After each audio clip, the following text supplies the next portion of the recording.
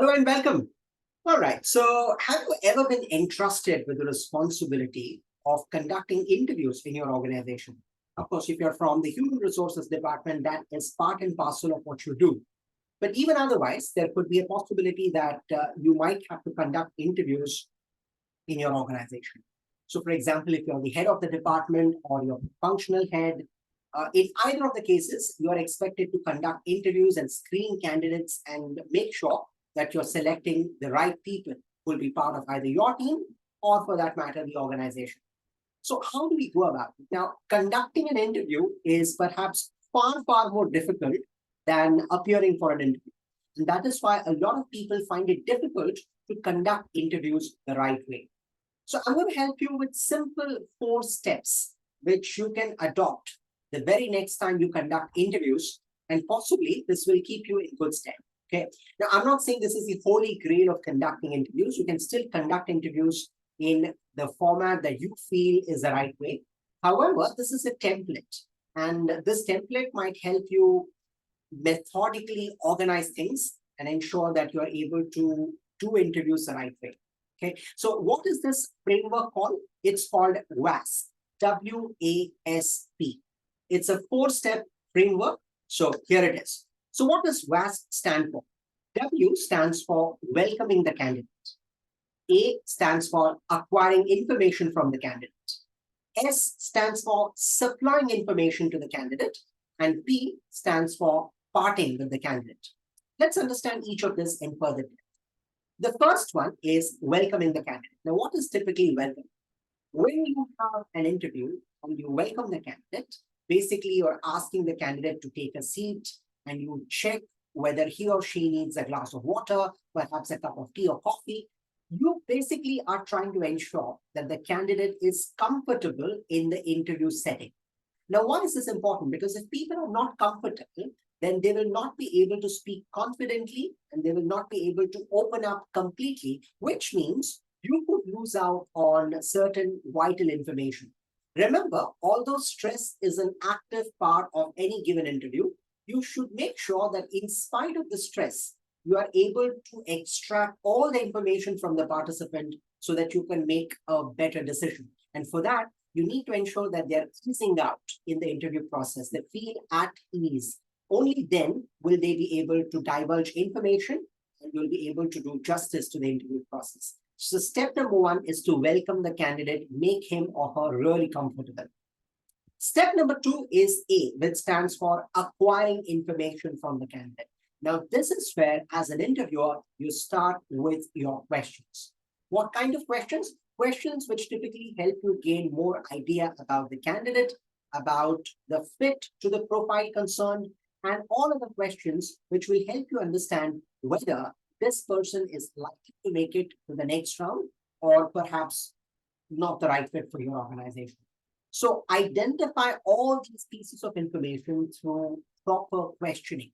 And acquiring information, therefore, is perhaps the most critical process in the whole WASP framework, because you're trying to get all the necessary information based on which you will make the decision of whether you should hire the candidate or at least send him or her to the next round or maybe send them back home. So acquire information. Step number 3 is S, which stands for supplying information. Now, this is a step which most interviewers tend to skip. Now, what is supplying information?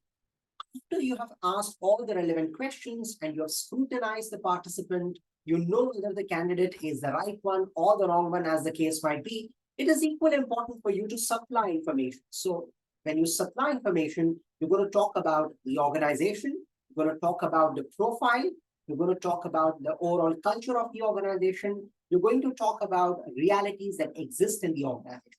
Whatever information you think is necessary to provide the candidate a 360-degree or at least a 20,000 feet overview of the concerned job as well as the organization need to be provided. And that is where supplying information is very important.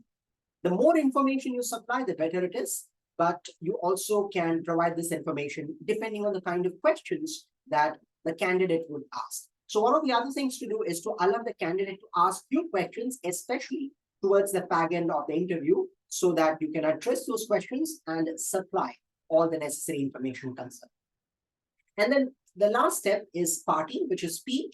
Now, what is parting? When you are done with the interview, whether you select or reject the candidate, you might want to share the information then and there, or as a process, you might share that later, whatever the case might be. However, you need to part with the candidate in favorable terms, which means that there has to be no kind of animosity or a feeling of animosity after the interview is conducted.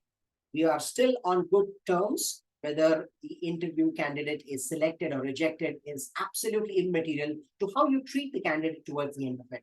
So perhaps one good thing would be to take the candidate to the exit door, or perhaps walk with him or her till the exit room, or perhaps the main gate of the building, as the case might be. And that's a good gesture where you're telling the candidate that we respect you as a candidate. It's a good way of saying goodbye, even when things haven't worked out really well as anticipated. So this is where parting becomes very, very important. So thank the candidate, see him through right till the main door. I think these are basic things that will set the right context and will also showcase that we as an organization respect people. So these are the 4 steps. W stands for welcoming the candidate, where you welcome the candidate, make them feel comfortable so that they are able to give you all the necessary information.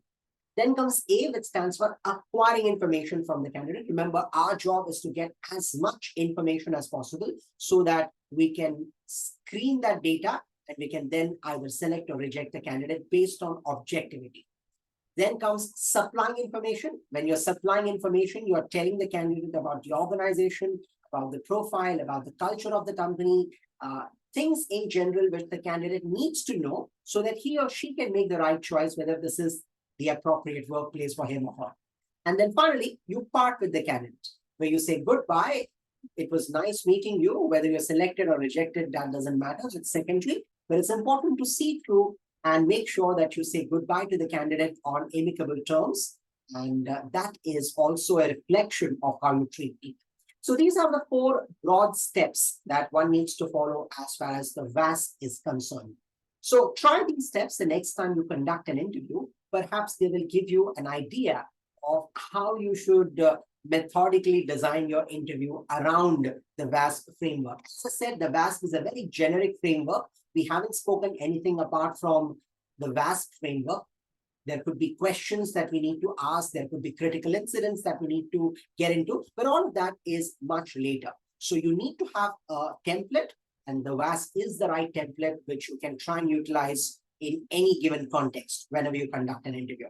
So try this and do let me know how has been your experience with the WASP framework. I'm sure it would help in some way or the other. And that's all for now. Enjoy yourself, and we'll meet again very, very soon. So bye-bye.